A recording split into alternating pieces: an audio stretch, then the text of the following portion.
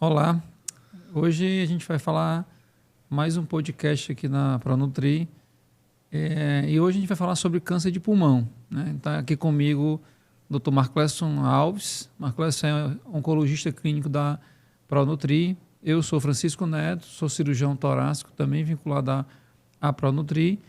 E a gente vai tentar hoje tentar resumir um pouco sobre a parte inicial, né, a doença inicial do câncer de pulmão. A ideia hoje é fazer um panorama geral da doença, não vamos entrar em detalhes mais técnicos, mas por que a gente escolheu o câncer de pulmão, né, Neto?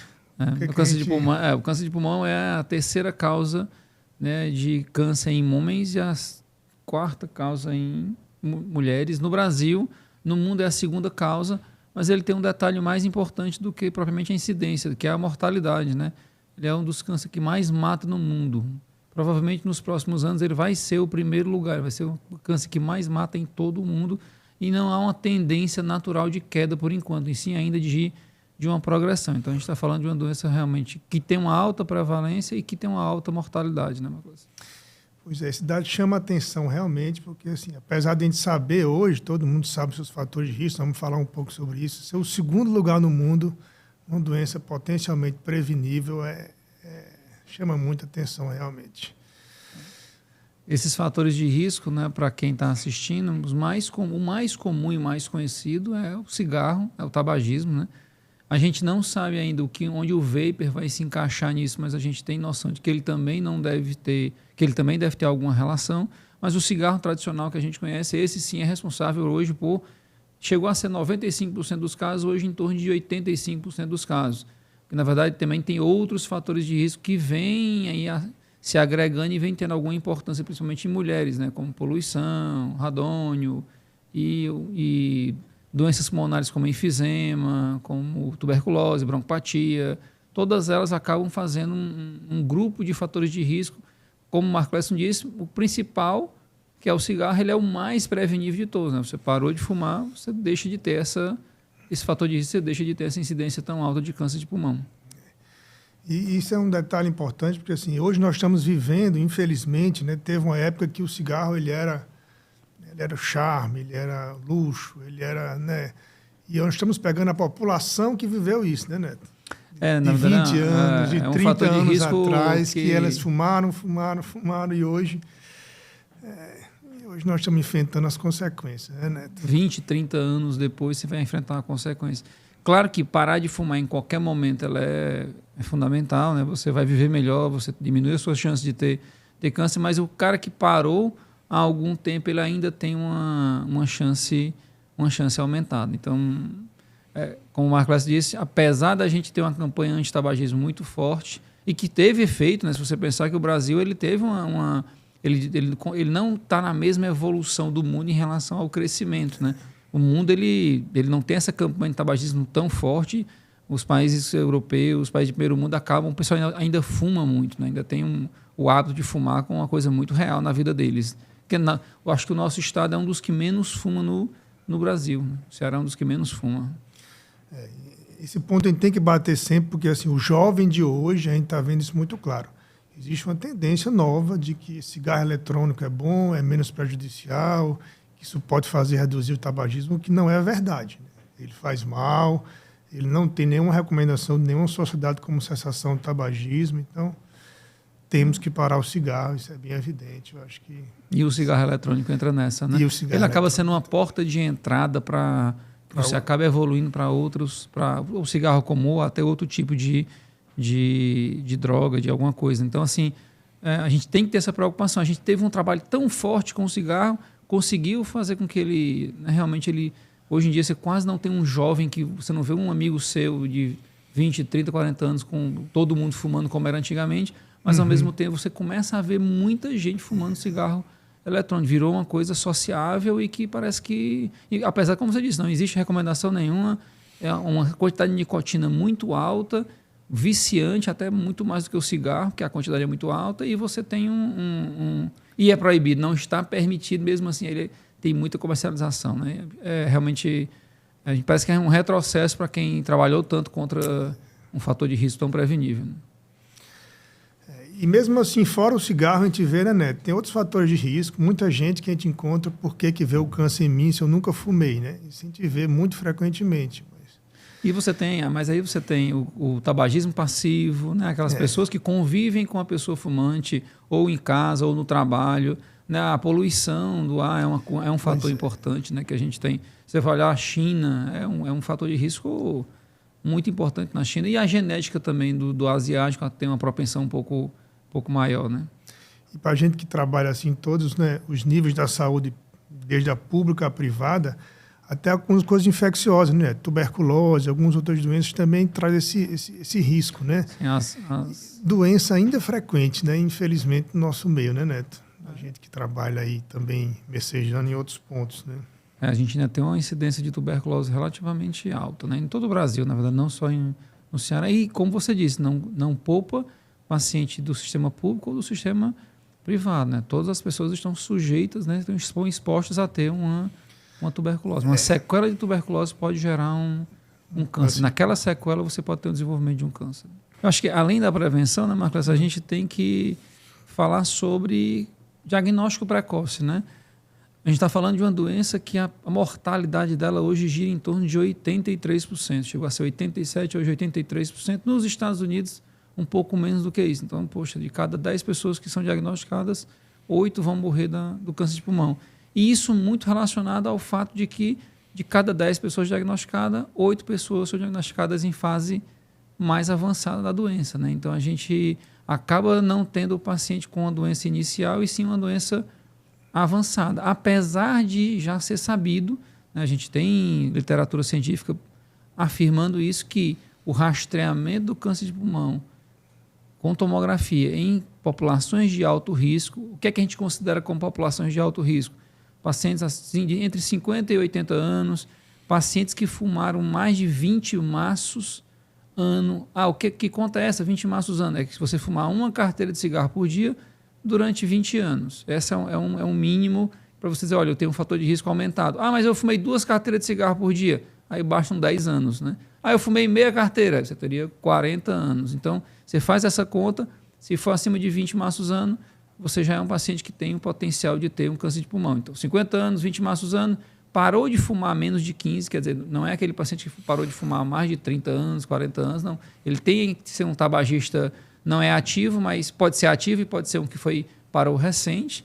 Então, esse grupo de pacientes, eles deveriam realizar tomografias de baixa dosagem, mas não é só tomografia, você precisa entrar num programa de rastreamento, porque ele inclui não só realizar as tomografias anualmente, como também tem ajuda para você parar de fumar, o tratamento do DPOC, o diagnóstico de doenças cardiovasculares, né, que também são associadas ao cigarro e essa mesma faixa etária, a doença coronariana, né, você infartar, tudo isso está nesse mesmo nível de paciente, nessa mesma faixa etária e nesse paciente tabagista. Falar sobre rastreamento hoje é falar sobre uma doença que tem cura. Quando você diagnostica numa fase inicial, quer dizer, um estágio 1 de câncer de pulmão, ele tem mais de 80% de chance de cura. Dependendo do estágio, as doenças in vitro força têm 100% de cura. Então, a gente está falando de uma doença que mata 80% das pessoas, que podia ser diagnosticada numa fase inicial e você ter 100% de cura, 90% de cura. Então, realmente é um oposto. Então, quem não parou de fumar, que pelo menos procurasse um diagnóstico mais precoce. Então, isso é importante. Assim, algumas doenças oncológicas a gente aprendeu bem a prevenir. Então, as mulheres fazem os seus exames de mama, os homens fazem o seu exame de próstata, mas se você fumou, não adianta ficar adiando ou se escondendo. Você tem que fazer a prevenção. Você tem que procurar um especialista. Você tem que fazer esses exames de imagem periódicos. Porque se você diagnosticar no começo, você consegue ficar curado da doença. E aí, não vou atrás, deixa para lá, amanhã eu faço, outro dia eu faço. Tem que ser tomografia, né, Neto? Não é raio-x, não. Realmente, tem que ser tomografia. A gente já tem literatura mostrando que o raio-x ele é inferior à tomografia, né? Os programas de rastreamento mostram diminuição de mortalidade de 20%. É uma diminuição de mortalidade absurda, né? Por quê? Porque você diagnostica numa fase mais inicial. E nas fases iniciais, né, Marcos, a gente basicamente vai ser tratamento com local, né? Ou cirurgia, ou uma radioterapia, quer dizer, ou uma radiofrequência. Então, você tem um tratamento local sem ter que fazer nenhum tipo de tratamento adjuvante ou paliativo, quimioterapia ou imunoterapia, nada disso. Então, a doença inicial ela acaba sendo de um tratamento mais fácil, mais simples, mais resolutivo inicialmente, né? E mais barato. Né? Ele é um tratamento que o custo é muito barato, tanto para o sistema público como para o sistema privado. Né? Porque assim, se você for esperar, o que a gente vê mais comum na prática clínica, não faz o programa de rastreamento, teve a exposição prévia, e aí vem o quê? Você vai descobrir a doença a partir de sintomas, né, Neto? E aí a coisa já normalmente está um pouco mais avançada. O que é que a gente vê normalmente de sintomas? Você vai ver tosse, você vai ter, né, Neto? Vai ter perda de peso, vai ter falta de sangramento. Dores, né? Dores.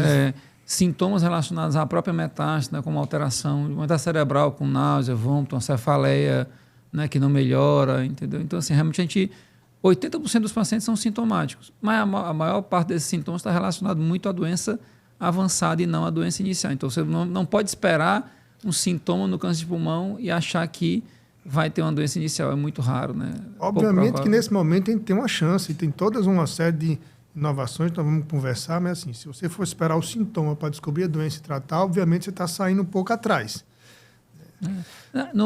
Do ponto de vista de Ceará, Marcos, assim, como você acha que é o nosso estadiamento aqui do câncer de pulmão? Existe alguma coisa que não tenha no Ceará, que você tenha no mundo que não tenha no Ceará, quando você está investigando ou estadiando um câncer de pulmão? Eu acho que não, Neto. Hoje em dia, né, toda a tecnologia disponível para diagnóstico seria o quê? Você descobrir a doença, normalmente você começa com um exame simples, um raio-x ou uma tomografia, diagnosticar a doença, e aí você vai visualizar lá um nódulo, uma condensação, uma opacidade, seja qual a forma que ele se apresentar. Você vai procurar o especialista, mas vai fazer algumas imagens que nós temos todas disponíveis no Ceará. Tomografias convencionais, PET scan, ressonância de crânio. Talvez você pode falar um pouco mais sobre as questões endoscópicas, mas eu acho que isso a gente já tem aqui disponível no Ceará. Diagnóstico com broncoscopia, biópsia transtorácica, ecobroncoscopia, né, o EBUS. Então, a gente tem realmente, não vejo, tudo que tem disponível em termos de medicina avançada, a gente acaba tendo no Ceará e com a mesma qualidade que se tem fora. E dentro desses exames, assim, às vezes o leigo não tem muita noção, e se fala, e se lê o PET scan. O que seria o PET scan? Né? O PET scan é uma espécie de tomografia. Você, né, fotografa o doente através de buscar lesões, mas você usa um contraste que é uma glicose ligada a um componente radioativo. Onde ela for consumida em excesso, ela brilha no exame. Então, isso você consegue identificar esses brilhos, e geralmente o que consome glicose em excesso é câncer. Então, a partir daí você consegue ter de maneira mais apurada, saber onde é que se encontra a doença. Né? Então, na verdade, é baseado no metabolismo, e, obviamente, como o câncer está em crescimento, ele tem um metabolismo mais alto. Onde você tiver um metabolismo mais alto, você tem que investigar e comprovar que aquilo seja da doença, do câncer ou não. Nem tudo que brilha, né, às vezes mas a gente sempre tem que investigar como se fosse. Tem que biopsiar, tem que ir atrás como se fosse. A gente falou, acho que, muito sobre a doença localizada, né, mas assim, o cirurgião torácico ele tem esse papel hoje fundamental no Brasil, que é falar sobre rastreamento, falar sobre o nódulo incidental, né, que é um outro ponto importante. O que é o nódulo incidental? O rastreamento é aquele que eu busquei o doente que tinha um fator de risco, que tinha uma chance maior de ter câncer. O nódulo incidental é aquele paciente que ele foi fazer um raio-x na emergência, ele foi fazer uma tomografia em busca de uma pneumonia. Aconteceu isso demais na pandemia do Covid, né? Então, pacientes que iam fazer tomografia para o Covid e que diagnosticavam nódulos pulmonares. Esse paciente, a gente também tem que ter a cultura, né, que esse paciente que é diagnosticado com nódulo incidental, ele seja encaminhado para o pneumologista, para o cirurgião torácico, até para o oncologista, né? Aqui no Ceará é mais comum encaminhar para o cirurgião torácico e pneumologista, para que a gente possa avaliar e saber se aquele paciente ele merece simplesmente ficar acompanhando ou se ele merece uma investigação a mais, com a biópsia, com um PET scan, com algum exame que nos possa mostrar mais claramente se aquilo se trata de um câncer ou não. A perda de tempo de um paciente desse, em torno de 4 meses, 6 meses, já muda o estadiamento da doença. A doença já passa, às vezes uma doença inicial passa a ser uma doença localmente avançada, simplesmente porque ele perdeu esses 4, 6 meses, quando ele não valorizou aquela alteração que ele tinha numa tomografia ou até mesmo num raio-x. Então, não só a conscientização da população, das pessoas, como até da classe médica, que não está diretamente ligada ao tratamento do câncer de pulmão, né, é importante. A gente precisa falar sobre esse nódulo incidental. Falando também assim, que para nós cirurgiões, né, a cirurgia torácica, ela está muito nessa linha de frente do nódulo incidental e do rastreamento, porque a gente sabe que uma vez que você faça a cirurgia nesses pacientes no estágio inicial, a cirurgia tem uma efetividade muito grande, tem uma chance de cura muito, muito alta. A cirurgia ainda é a melhor opção de tratamento na doença inicial. Agora, falando um pouquinho eu acho que a gente falou muito do câncer de pulmão na doença inicial, Marcos, e talvez assuste um pouquinho as pessoas e dizem assim, poxa, então, se eu não tenho a doença numa fase inicial, será que eu não tenho mais chance nenhuma? Acho que eu queria ouvir de você, que é um cara que tem muita experiência no tratamento do câncer de pulmão hoje, talvez uma das pessoas que mais tem essa experiência no Brasil, um volume de doente muito grande que você trata. Como é que evoluiu o tratamento do câncer de pulmão? Porque a gente tinha basicamente 2 tratamentos, um para tumor de pequena célula, um para tumor não pequena célula. Isso é a realidade de 15 anos atrás, 20 anos atrás. Mas essa é a realidade de hoje, né? A gente dizia que, poxa, era um tumor que você diagnosticava hoje, a sobrevida máxima era 1 ano e 2 meses. Há 15, 20 anos a gente dizia isso. Essa é a realidade de hoje? O câncer de pulmão ainda é assim? Assim, o câncer de pulmão talvez seja um protótipo aí do que houve de inovações na oncologia. Porque, assim, antigamente a gente tinha de medicamentos o quê? A quimioterapia tradicional, e que todas as pessoas, em geral, têm uma noção de como é que funciona, alguns efeitos, tem a sua eficácia, teve o seu benefício, mas que assim, tem sua limitação. O que é que a gente aprendeu? A gente aprendeu na oncologia, e isso foi a grande divisão, assim, talvez tão importante quanto a criação da quimioterapia, que foi o quê? Se você fortalecer o seu sistema imune, você consegue fazer com que ele mate o câncer. E, às vezes, mais eficaz do que os tratamentos convencionais. Então, a medicina evoluiu e criou medicamentos para deixar o seu sistema imune hiperativo, e ele vai lá e mata o tumor. Ele vai lá e previne que o tumor volte. Então, sim, essa talvez tenha sido a nova fronteira do tratamento do câncer na oncologia torácica em especial, né? Esse é um ponto. O segundo ponto foi, a gente aprendeu que se você conhecer as vias de crescimento do tumor, a forma que ele se multiplica, a forma que ele cria vaso sanguíneo, a forma que ele, né, duplica DNA, você pode, né, bloqueando essa via de maneira bem alvo e dirigida, você consegue também matar de maneira mais eficaz. Então, hoje em dia, você faz um sequenciamento genético do tumor e, a partir daí, você consegue direcionar um tratamento específico para cada disfunção que o tumor tenha. Então, isso realmente, né, Neto, foi uma revolução para a gente que vivia só de quimioterapia hoje, é um algoritmo de tratamento, são inúmeras drogas, são inúmeras combinações, inúmeros cenários, que realmente melhorou bastante, assim, em termos de resultado, né? Eu sou um cirurgião jovem, nem tão jovem, mas jovem, né? Mas em 20 anos de cirurgia torácica, completando aí. Então, assim, a gente acaba pensando assim, eu vivi um pouco dessa fase, dessa era pré-imunoterapia, pré-droga-alvo, né? De não ter tanto conhecimento, e era basicamente um tratamento paliativo mesmo, né? Uma classe com realmente uma mortalidade muito alta e uma sobrevida muito curta. E a gente ficou muito maravilhado com os avanços, né? A gente tem diversos pacientes que usam essas medicações e que estão vivendo sua vida normalmente e por períodos muito longos, né? Então, assim, difícil a gente hoje...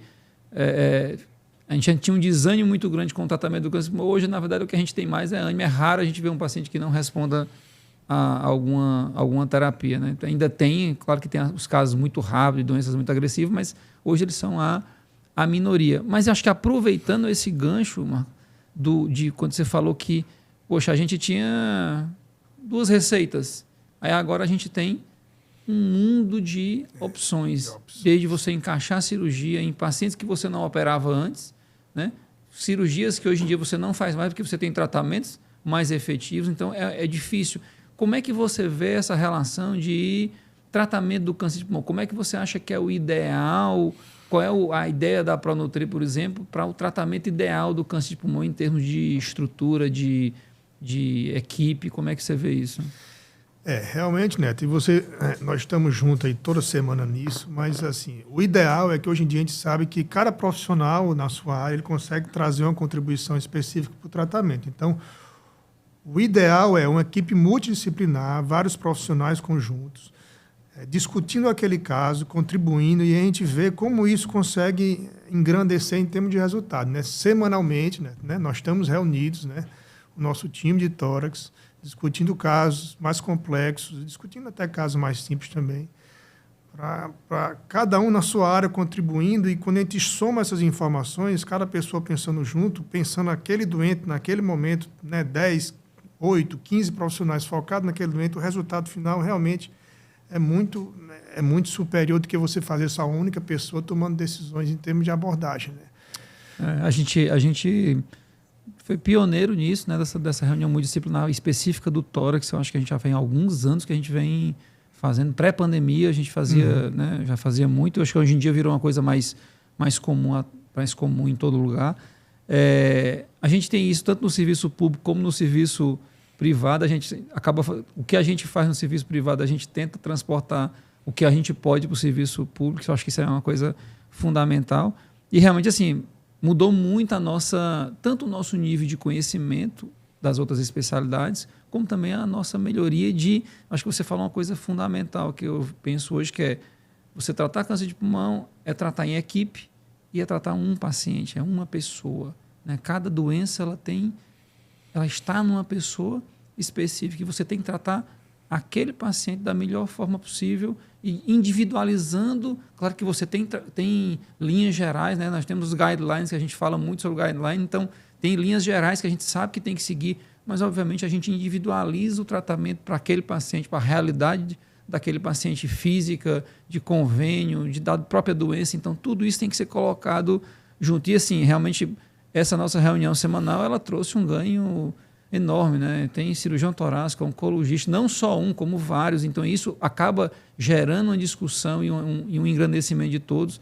Você tem radioterapeuta, você tem médico nuclear, o médico que faz a biópsia transtorácica, você tem o radiologista, você tem pneumologista, patologista, que é fundamental no câncer de pulmão hoje em dia. A patologia realmente virou o nosso divisor de águas. A gente só decide qualquer coisa depois que a gente tem o resultado da patologia. Mas assim, é animador a gente ver como a gente cresceu no tratamento e como a gente melhorou nos últimos anos. Realmente, assim, a gente fica bem feliz quando a gente tem um resultado positivo com o nosso paciente, né? E a gente vive situações até então assim totalmente inesperadas, né? Pacientes que nós estamos conseguindo cronificar a doença, né, Neto? Que anos se opera, anos. que se irradia, que se faz tratamento, e você está 4, 5 anos tratando sem evidência de doença. E com qualidade de vida, que é importante. Com qualidade de vida, e né, cogitando parar remédios sem a doença voltar. Assim, isso para um câncer de pulmão, há 10 anos atrás, é uma coisa totalmente improvável, né? Então, realmente, os avanços foram enormes. Eu acho que, como um fechamento dessa nossa conversa, acho que fica muito isso. Acho que o serviço de oncologia, a Pronutri, as pessoas, né, elas têm que tentar se juntar, têm que oferecer um acolhimento ideal ao paciente, o diagnóstico correto e um tratamento individualizado e o mais efetivo possível para tentar curar ou cronificar, como você disse, uma doença que é tão mortal. Então, assim, acho que hoje a gente consegue fazer isso com muita clareza, muita qualidade, e a gente fica bem feliz com tudo isso, né? Obrigado aí pelo bate-papo. Não sei se você quer fazer alguma consideração final. Não, acho que vamos no mesmo, né? É o que eu quero lembrar sempre, assim, se você fumou, se teve exposição, não esqueça, procura prevenção. Você pode estar trazendo com ela a sua cura. Esse é o primeiro ponto. Se você diagnosticou a doença, assim, embora que seja um momento mais crítico, nós temos muitas formas de conseguir resolver. Então, não quer dizer que você descobriu um câncer de pulmão, você tem como ficar curado dela também. E mesmo que isso esteja mais avançado, a modernidade está com a gente, a imunoterapia, a terapia-alvo. Então, assim, nós conseguimos objetivar, cronificar a doença como os outros. Eu acho que isso tem que ser o nosso objetivo mesmo, Neto. Estamos aí todos juntos para tentar resolver, né? Bom demais. Obrigado aí, cara.